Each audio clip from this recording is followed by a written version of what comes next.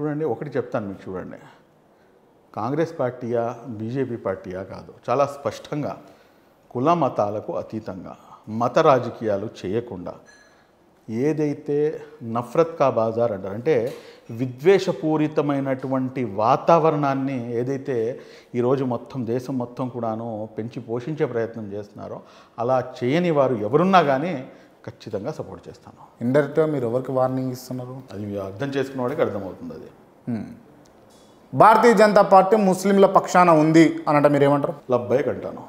లబ్బైక్ means yes, I'm present, మీతో పాటు నేను ఉన్నాను అంటాను. కాంగ్రెస్ పార్టీ ముస్లింల పక్షాన ఉండేది అనంటే మీరు ఏమంటారు? దాని మీద డిస్కషన్ జరగాలి. దానిపై డిస్కషన్ జరగాలి. ఎందుకంటే వైఎస్ జగన్మోహన్ రెడ్డి ముస్లింల పక్షాన ఉన్నాడు అంటే ఏమంటారు మీరు? రాజకీయం అంటాను. ఎవరైతే మీ ముస్లింల పక్షాన ఉంటారు అనుకుంటారు అన్న? ఒకటి చెప్తాను వినండి, ముస్లిం పక్షాన ఉండాల్సినటువంటి అవసరం లేదు.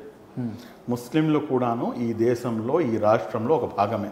ప్రత్యేకంగా ముస్లింల కోసం అని చెప్పేసి ఏది చేయాల్సినటువంటి అవసరం ఏం లేదు. రాష్ట్రం బాగుండాలి, దేశం బాగుండాలి. దేశం బాగుంటే రాష్ట్రాలు బాగుంటాయి, రాష్ట్రం బాగుంటే రాష్ట్రంలో ఉన్నటువంటి అన్ని వర్గాల ప్రజలు బాగుంటారు.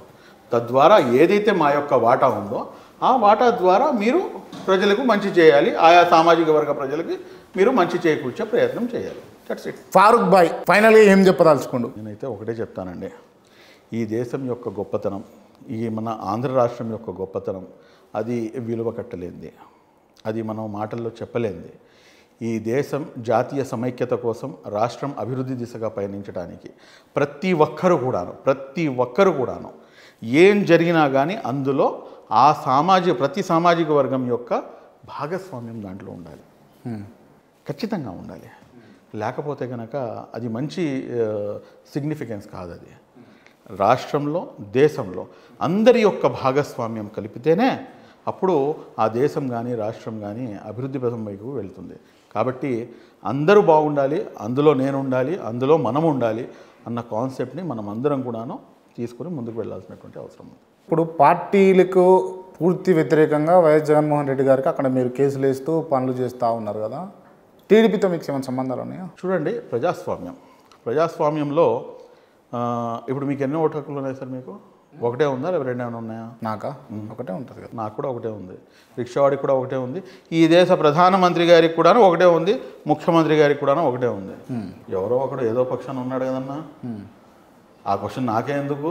మీరు చెప్పాలి కాబట్టి. ఎందుకు చెప్పాలా?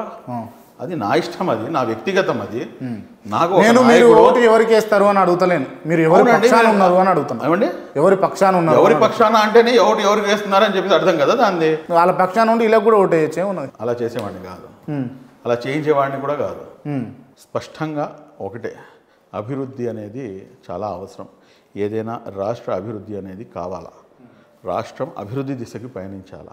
అలా చేసేవారు ఎవరైతే ఉంటారో వారికి ఖచ్చితంగా ఫారూక్ షిబ్లీ, ముస్లిం సమాజం, మైనారిటీ సమాజం, రాష్ట్రంలో ఉన్నటువంటి బడుగు బలహీన వర్గాలు ప్రతి ఒక్కళ్ళ యొక్క సహాయ సహకారాలు అటువంటి పార్టీకి ఉండాలి. అటువంటి పార్టీ ముందుకు రావాలి, అటువంటి నాయకుడు గెలవాలి, అటువంటి నాయకుడు గెలిచి మన రాష్ట్రాన్ని కూడాను హైదరాబాద్కి ధీటుగా తయారు చేయాలి. రైట్. మొన్న రీసెంట్గా ఒక సర్వే, ఒక నేషనల్ సర్వే రిపోర్ట్ ఏం చెప్పిందంటే ఆంధ్రప్రదేశ్లో రానున్న రోజుల్లో జరగబోయే ఎన్నికలలో ఖచ్చితంగా వైఎస్ఆర్సీపీ అధికారంలోకి రాబోతుంది. పార్లమెంటు స్థానాల్లో ఒకటికి మినహాయించి ఒకటి తగ్గుతుండొచ్చు తప్పించి పూర్తిగా పార్లమెంటు స్థానాల్లో కూడా వైసీపీ రానున్నది అని చెప్పారు. నా దగ్గర కూడా 25 కోట్లు ఉన్నాయండి, ఏదైనా సర్వే వాడు ఉంటే పంపించండి. ఫారూక్ షిబ్లీ ఇప్పుడు దీన్నే పొలిటికల్ పార్టీలో కన్వర్ట్ చేసి రేపు కనుక అతను పోటీకి నుంచి ఉంటే 25లో 15 స్థానాలు అతికే వస్తాయని చెప్పి నేను కూడా రిపోర్ట్ ఇస్తాను మీకు. అంటే ఇది ఇచ్చుకున్న రిపోర్టా? ఏమైనా డౌటా? నేను అడుగుతున్నా. ఇచ్చుకుంటే మరి వైసీపీ లీడర్లు అందరూ చెప్తున్న మాట ఏంటంటే, నేను చాలామంది ఇంటర్వ్యూ చేసిన, వాళ్ళు చెప్పే మాట ఏంటంటే ఈసారి 100కి 100, 100కి 100% మేమే అన్ని స్థానాల్లో గెలిచేది అని చెప్తున్నారు. మేము కాదు అని చెప్పేసి చెప్పుకుంటే బాగుండదు కదా సార్. దాన్ని కవరింగ్ ఇచ్చుకోవడానికి, దాన్ని కాపాడుకోవడానికి మేమే అని చెప్పేసి ఒక ఝూటీ తసల్లి అంటారు, అంటే అబద్ధపు హామీ తనకి తాను ఇచ్చుకుంటారనమాట. తద్వారా ఏంటంటే ఇంకో 4 రోజులు అలా గడుస్తాయి, అంతే తప్ప వాళ్ళు రారంటారు. సరే వస్తారా రారా, that's a different issue. I don't know that. ఎందుకంటే ప్రజలు ఏదైతే మళ్ళీ ఇంకోసారి వాళ్ళకే పట్టం కట్టారనుకోండి, ఎస్ మా ముఖ్యమంత్రి వర్యులు మాన్యశ్రీ గౌరవనీయులైన శ్రీ వైఎస్ జగన్మోహన్ రెడ్డి గారు అని ఇంకో 4 సంవత్సరాల 11 నెలల 29 రోజులు మళ్ళీ కష్టపడదాం. జగన్మోహన్ రెడ్డి ఈసారి సీఎం అవుతాడా కాడా? ఈ విధంగా ఉంటే మటుకు కాలేడండి. ఏ విధంగా ఉంటే అవుతాడు? ఏ విధంగా ఉంటే అవుతారంటే మీకు ఒకటి చూడండి సార్, ఫ్రీ బీస్ అనేది దానికి ఒక లిమిట్ అనేది ఉంటుంది. ఫ్రీ బీస్కి ఒక లిమిట్ అనేది ఉంటుంది. రాష్ట్రం ఎంత అప్పుల ఊబిలో కూరుకుపోయింది, దీనికి కారణం ఎవరు?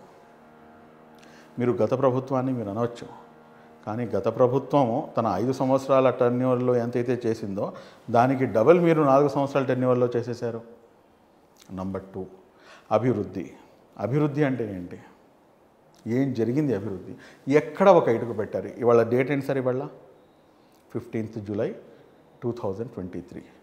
15 July 2022న ఈ రాష్ట్ర ముఖ్యమంత్రి వర్యులు మాన్యశ్రీ శ్రీ గౌరవనీయులైన వైఎస్ జగన్మోహన్ రెడ్డి గారు ఇచ్చినటువంటి హామీ ఏమిటంటే నెక్స్ట్ ఇయర్ July 15th 2023 కల్లా రాష్ట్రంలో ఒక్క రోడ్డు కూడాను గుంతలు లేకుండా ఉంటుంది అని చెప్పేసి. ఏం చేద్దాం సార్? ఏది ఇప్పుడు ఏ రాజకీయ పార్టీ ఇచ్చిన హామీలు కూడా 100కి 100% పూర్తి చేయలేవు. అయ్యో, ఈవెన్ మీరు ఒక రాజకీయ పార్టీ పెట్టి మీరు ముఖ్యమంత్రి అయినా కూడా చేయలేరు. ఏం మాట్లాడుతున్నారు మీరు? మేము ఆల్రెడీ నేను 95% 96% మేము ఫుల్ఫిల్ చేశామని చెప్పేసి అది ఏమంటారు, అది మన దండోరా కొడుతుంటే ఇంకేం చెప్పేది? నేను అందుకే 100% అన్నాను. ఎక్కడండి? ఎక్కడ హామీలు? ఏ హామీ మీరు సరిగ్గా 100% మీరు అమలు చేశారు చెప్పండి? ఎక్కడ చేశారు? ఏ వర్గం గురించి మాట్లాడదాము? ప్రత్యేకంగా ఏదైతే ఆయా సామాజిక వర్గాల కోసం కేటాయించేటటువంటి బడ్జెట్ ఏదైతే ఉంటుందో ఆ బడ్జెట్ మొత్తాన్ని కూడాను నవరంధ్రాల కోసం మీరు తరలించేశారు. నవరంధ్రాలు అంటే అదేనండి, నవరత్నాలు అని చెప్పేసి తీసుకొచ్చారు కదా మా ముఖ్యమంత్రి గారు. నవరంధ్రాలు అన్నారా నవరత్నాలు? నేను నవరంధ్రాలనే అన్నాను సార్, మాట మార్చే రకాన్ని కాదండి. ఏదైతే చెప్పానో అదే చెప్తాను తిరిగి మరా దేవుడి వల్ల. జగన్మోహన్ రెడ్డిని సీఎంగా చూడాలనుకుంటారా లేదా? మీ మనస్ఫూర్తిగా చెప్పండి. ఈ రాష్ట్రాన్ని అభివృద్ధి దిశ వైపుకి పయనించాలా అని చెప్పి చూస్తున్నాను. జగన్మోహన్ రెడ్డి గారు ఎవరండి? He is only an individual person. నాకు రాష్ట్రం ముఖ్యమా, వైఎస్ జగన్మోహన్ రెడ్డి గారు ముఖ్యమా? 200% రాష్ట్రం ముఖ్యం. రాష్ట్రం అభివృద్ధి చెందాలా. రాష్ట్రంలో ఉన్నటువంటి ప్రతి బడుగు బలహీన వర్గాల ప్రజలు ప్రతి ఒక్కళ్ళు కూడా అభివృద్ధి వైపుకు పయనించాలా. ఎందుకని చెప్పేసి రాష్ట్రంలో ఉన్నటువంటి యువత పక్కన తెలుగు రాష్ట్రమైనటువంటి తెలంగాణకి ఎందుకు రావాలి సార్? ఎందుకు రావాలి? ఎందుకు అక్కడ ఉద్యోగ అవకాశాలు క్రియేట్ చేయలేరు? ఏమైంది? జాబ్ క్యాలెండర్ ఏమైంది? ఎందుకని చెప్పేసి జాబ్ క్యాలెండర్ ఇవ్వలేకపోతున్నారు? ఏ అంశంలో దేని మీద మాట్లాడదాం మనం?